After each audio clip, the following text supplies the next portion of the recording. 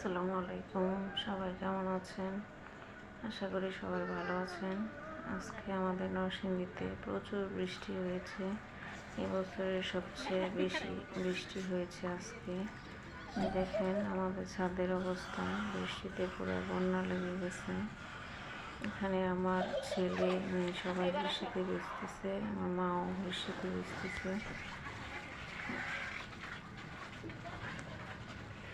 প্রচণ্ড পরিমাণে বৃষ্টি, এরকম বৃষ্টি এই বছরে আর হয়নি।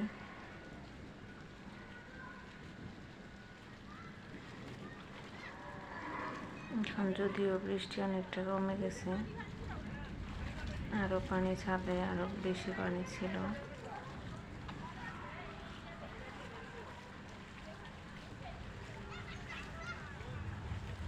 এই যে ডগরের